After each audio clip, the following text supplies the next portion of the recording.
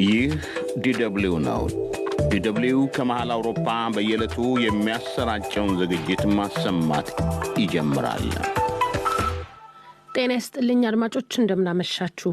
ቦን ከተማ ከሚገኘው የዶች ቬለ የቀጥታው ስቱዲዮ ከሐምሌ 22 ቀን 2011 ዓ.ም ስርጭታችን ጋር ለአንድ ሰዓት ሸዋዬ ለገሰ አስተናግዳለሁ። ለዓለም ዜናዎቹ አዜብ ታደሰ ተዘጋጅታለች። አብራችሁን ቆዩ። ጠቅላይ ሚኒስትር አብይ ዛሬ በወላይታ ሶዶ ተገኝተው ከ1000 ከሚበልጡ የማህበረሰቡ አባላት ጋር ተወያይተዋል። ዘገባለን። ከውይይቱ ተሳታፊዎች አንዱንም አነጋግረናል።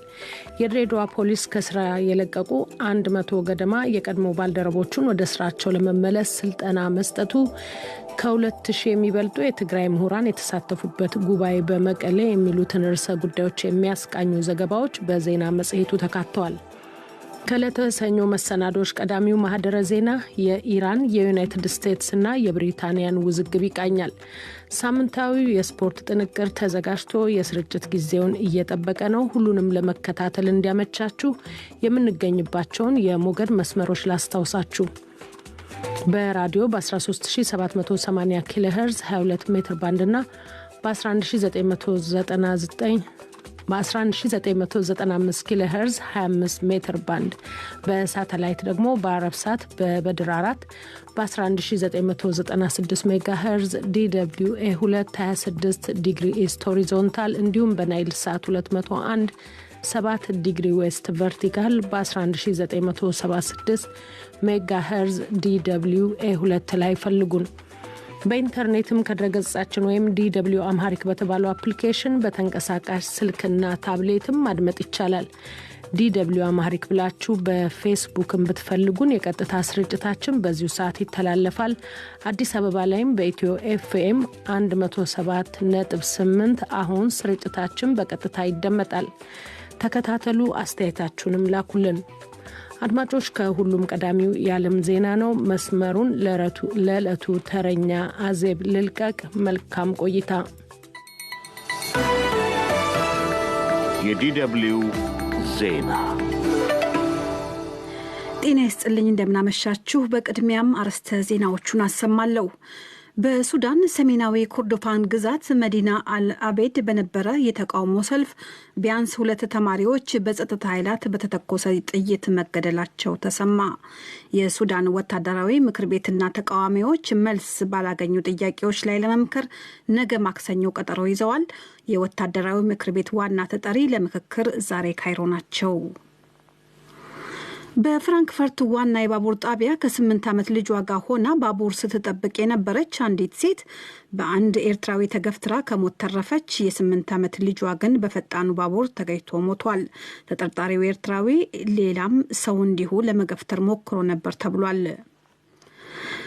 ባለፈው ሳምንት ሊቢያ አቅራቢያ ሜዲትራኒያን ባህር ላይ ከሰመጠው ጀልባ አስክሬናቸው የተገኘ 46 ሰዎች በሊቢያዋ ከተማ ታጁራ ተቀበሩ። አስክሬናቸው የተገኘው የባህር ወጀብ ወደ ባህር ዳር ገፍቶ ካመጣ በኋላ ነው ተብሏል። ዜናው በዝርዝር። በፍራንክፈርት ዋና የባቡር ጣቢያ ከ8 ዓመት ልጇ ጋር ሆና ባቡር ስትጠብቅ የነበረች አንዲት ሴት በአንድ ሰው ተገፍትራ የ8 ዓመት ልጇ በፈጣን ባቡር ሲገጭ እሷ ግን ለጥቂት መትረፏን ፖሊስ አመለከተ። ሴቲቱ የምን ሀገር ዜጋ እንደሆነች ባይገለጽም ገፍታሪው ተጠርጣሪ ኤርትራዊ እንደሆነ ተመልክቷል። ይህ ሁሉ የሆነው ዛሬ ረፋዱ ላይ ሲሆን የፍራንክፈርት ፖሊስ እስካሁን የሰጠው ዝርዝር መግለጫ የለም። የ40 ዓመቲቱ ሴት ወደ ሆስፒታል የተወሰደ ሲሆን ገፍታሪው ተጠርጣሪ ባቡር ይዞ አምልጦ በቀጣይ የባቡር ማቆሚያ ላይ ሰዎች ይዘው ለፖሊስ እንዳስረከቡት ተመልክቷል። በወጣው የመጀመሪያ መረጃ መሰረት በሴቲቱና በተጠርጣሪው ወንጀለኛ መካከል ምንም አይነት ትውውቅ የለም። ገፍታሪው የተባለው ተጠርጣሪ ኤርትራዊ ሌላ አንድ ሰውን እንዲሁ ለመገፍተር ሞክሮ ነበር ተብሏል። አደጋው በደረሰበት የባቡር መስመር ላይ ለሰዓታት ስራ ቆሞ ነበር። በሱዳን ሰሜናዊ ኮርዶፋን ግዛት መዲና አልአቤድ በነበረ የተቃውሞ ሰልፍ ቢያንስ 2 ተማሪዎች በጸጥታ ኃይላት በተተኮሰ ጥይት መግደላቸው ተሰማ። አካባቢው ላይ የሚገኘው ድንበር አያግዴው የሕክምና ባለሙያዎች ኮሚቴ እንዳስታወቀው ከተገደሉት ሌላ ቢያንስ 7 ሰዎች ቆስለዋል። በሌላ በኩል ከሳምንታት በፊት ስልጣን ለመጋራት የሚያስችላቸውን ስምምነት የተፈራረሙት የሱዳን ወታደራዊ ምክር ቤትና ተቃዋሚዎች መልስ ባላገኙ ጥያቄዎች ላይ ለመምከር ነገ ማክሰኞ ንግግር ሊጀምሩ መሆኑ ተመልክቷል። ሁለቱ ወገኖች በጋራ በሲቪልና በወታደራዊ አካል የሚመራ ለ3 ዓመት ከ3 ወራት የሚቆይ የሽግግር መንግስት ለመመስረት ያለመ ፖለቲካዊ ስምምነት ላይ መድረሳቸው የሚታወስ ነው። የአፍሪካ ህብረት መልእክተኛ አደራዳሪ ሙሐመድ አልሐከን እንደገለጹት ሁለቱም ወገኖች ህገ መንግስታዊ ድንጋጌ ላይ የመጨረሻ ድርድር ለማካሄድ ተጋብዘዋል ብለዋል። የተቃዋሚው ወገን መሪ በባከር ፋይስል በበኩላቸው ነገ ለድርድር ቀጠሮ መያዙን አረጋግጠዋል። ሁለቱ ወገኖች ስልጣን ለመጋራት የሚያስችል ውል ከተፈራረሙ በኋላ ከ2 ሳምንት ገደማ በፊት ለንግግር ቀጠሮ ይዘው እውን ሳይደረግ ለሌላ ጊዜ መገፋቱ የሚታወስ ነው። ይህ በእንዲህ እንዳለ የሱዳን ወታደራዊ ምክር ቤት ዋና አዛዥ ጀነራል መሐመድ ሐምዳን ዳግሎ ዛሬ ግብጽ ካይሮ መግባታቸው ተሰምቷል። ጀነራል መሐመድ ካይሮ ላይ ከፕሬዝዳንት አብደል ፋታህ አልሲሲ ጋር ተገናኝተው መምከራቸው ነው የተገለጸው። ወደ ግብጽ ካይሮ የተጓዙት የሱዳኑ ጀነራል መሐመድ ዳግሎ በሱዳን ያለውን ወቅታዊ የፖለቲካ ሁኔታ ለግብጹ ፕሬዝዳንት አሳውቀዋል ሲል የግብጽ ፕሬዝዳንት ቢሮ ገልጿል። የቀድሞ ወታደራዊ ጀነራል ፕሬዝዳንት አልሲሲ በበኩላቸው ሀገራቸው ግብጽ የጎረቤት ሱዳንን መረጋጋትና ደህንነት ለማስጠበቅ ስልታዊ ድጋፍ ለመስጠት ዝግጁ መሆኗን በድጋሚ ማረጋገጣቸው ተመልክቷል ተብሏል። ባለፈው ሳምንት ሐሙስ ሊቢያ አቅራቢያ ሜዲትራኒያን ባህር ላይ ከሰጠመው ጀልባ አስክሬናቸው የተገኘ ሰዎች ቀብር መጀመሩን አሶሺየትድ ፕሬስ ዘገበ። በትናንትናው ዕለት የ46 ሰዎች አስክሬን በሊቢያዋ የወደብ ከተማ ታጁራ በሚገኝ መካነ መቃብር አርፏል። ከእንጨት ከተሰራው ጀልባ ላይ ወደ አውሮፓ ሲቀዝፉ ከነበሩት ወደ 350 ሰዎች መካከል በርካታ አስክሬኖች ከባህሩ በወጀብ ተገፍቶ ወደ ባህር ዳርቻ መምጣቱን ዜና ምንጩ አክሎ ገልጿል። በጀልባው ላይ የነበረውና በሕይወት የተረፈው አንዋር የተባለው ወጣት አንዱ ስርዓተ ቀብሩን ፈጻሚ ነበር። አስከሬኖቹ ከባህር ላይ በውሃው ተገፍተው ነው ባህር ዳርቻ የደረሱት። ከዚያ የተለቀመውን አስከሬን ነው ዛሬ ታጁራ ለመቅበር የመጣ ነው። በአጠቃላይ 46 ወንዶች፣ 1 ሴትና 1 ሕፃን ይገኙበታል። በሊቢያ ታጁራ ከተማ በሚገኝ መቃብር ቦታ በጥቁር ላስቲክ ተጠቅልለው የማይታወቁ ሰዎች በሚል አነስ ባለ በተለያየ መቃብር ጉድጓድ መቀበራቸው አሶሺየትድ ዜና ወኪል በፊልም ዘገባው አሳይቷል። ለቀናቶች እስር ላይ የነበረው ታዋቂው የሩሲያ መንግስት ተቃዋሚ መሪ አሌክሴይ ናቫልኒ በእስር ቤት አጠራጣሪ የጤና ሁኔታ በመታየቱ ወደ ሆስፒታል ለምርመራ ከተወሰደ በኋላ ምናልባትም በመርዝ ጥቃት ሳይደርስበት እንዳልቀረ ተነገረ። ናቫልኒ እስከዛሬ በጤናው ላይ ገጥሞት የማያውቀው አለርጂ ያሉት የጤና ጉድለት በመታየቱ ነበር ትናንት ከነበረበት እስር ቤት ወደ ሆስፒታል የተወሰደው። የግል የጤና ሐኪሙ እንደተናገሩት ናቫልኒ ቆዳው ላይና ፊቱ አይኑ ላይ የማበጥ ምልክት ታይቷል።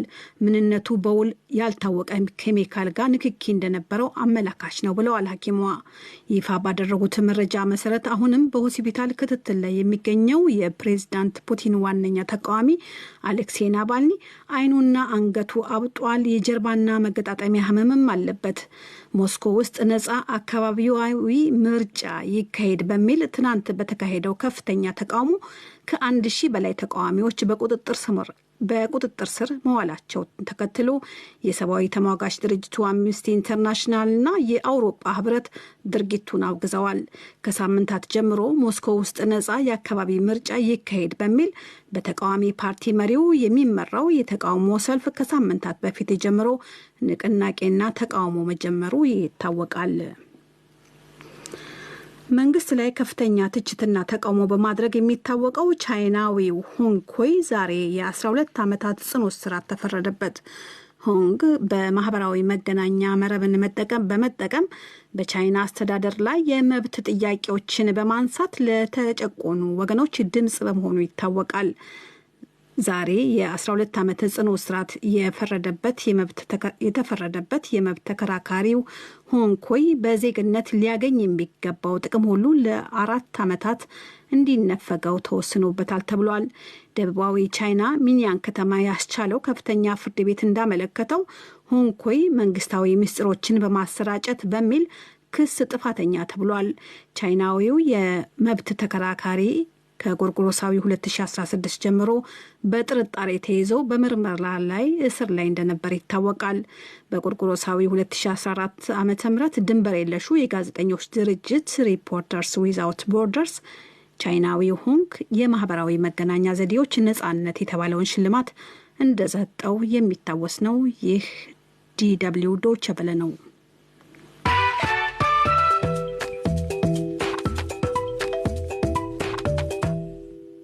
ከዶይቼ ቬለ የምሽቱን ዜና ከማብቃታችን በፊት ርዕሰ ዜናዎቹን በድጋሚ ያሰማለሁ። በፍራንክፈርት ዋና የባቡር ጣቢያ ከ8 ዓመት ልጇ ጋር ሆና ባቡር ስትጠብቅ የነበረች አንዲት ሴት በአንድ ኤርትራዊ ተገፍታ ከሞት ተረፈች። የ8 ዓመት ልጇ ግን በፈጣኑ ባቡር ተገይቶ ሞቷል። ተጠርጣሪው ኤርትራዊ ሌላም ሰው እንዲሁ ለመገፍተር ሞክሮ ነበር ተብሏል። በሱዳን ሰሜናዊ ኮርዶፋን ግዛት መዲና አልአቤድ በነበረ የተቃውሞ ሰልፍ ቢያንስ 2 ተማሪዎች በጸጥታ ኃይላት በተተኮሰ ጥይት መገደላቸው ተሰማ።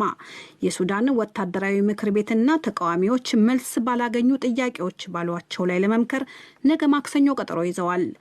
የወታደራዊ ምክር ቤት ዋና ተጠሪ ለምክክር ዛሬ ካይሮ ናቸው። ባለፈው ሳምንት ሊቢያ አቅራቢያ ሜዲትራኒያን ባህር ላይ ከሰጠመው ጀልባ አስክሬናቸው የተገኘ 46 ሰዎች በሊቢያዋ ከተማ ታጁራ ተቀበሩ። አስክሬናቸው የተገኘው የባህር ወጀብ ወደ ባህር ዳር ገፍቶ ካመጣው በኋላ ነው ተብሏል። ዜናው አበቃ።